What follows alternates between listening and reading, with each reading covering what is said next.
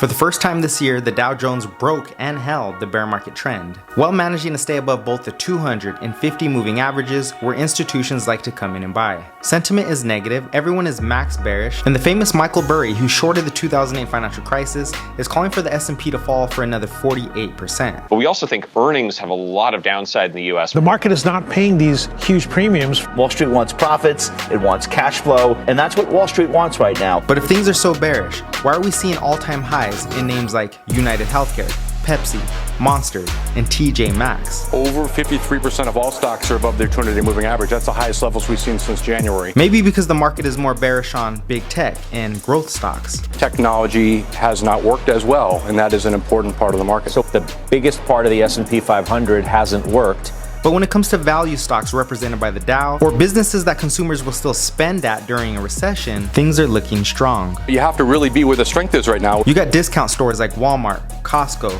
Dollar Tree, and TJ Maxx, beverages like Pepsi and Monster, healthcare services like United Healthcare, and drug manufacturers like Amgen and Merck. You also have low-end restaurants like Wendy's and McDonald's, and of course credit services like Visa and MasterCard. This tells us the market is optimistic about inflation and may be pricing in a soft recession. Maybe we're not going to see the type of defaults that we've seen in other recessionary cycles. Don't forget to hit the like button and subscribe if you want more content like this. If we are going to this period where we're going to see the potential for a hard landing economically, why are financials performing so well?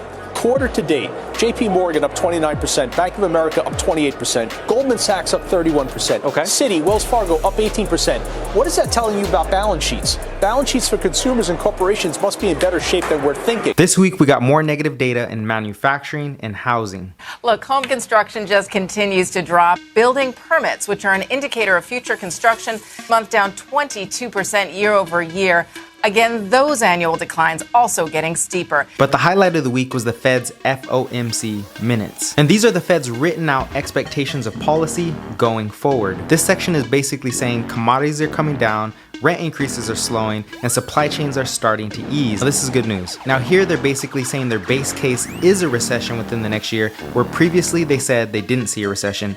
Big change. Now here they mentioned slowing the pace of rate hikes because of the uncertain lag effects and their magnitude. So they're finally starting to recognize growth and inflation are slowing, employment is at risk, and if they don't slow down or stop, a severe recession is on the table. And the unemployment rate is certain to rise. We are in the camp that the Fed will be early to pause. We think the last Fed hike is in January. We think inflation will come down at a pretty healthy clip over 2023, both things that are quite helpful. After the FOMC minutes, the dollar fell, interest rates fell, and the rally in bonds continues. Does mean that you want to be focused for now on high quality fixed income. Fixed income, investment grade, high yield, municipal bonds, all trading very well right now. Bonds are about collecting fixed income in a recessionary environment with low growth and low earnings. And it just so happens bonds are inversely correlated to the market's interest rates. And when inflation falls, interest rates fall. And when interest rates fall, bonds go higher.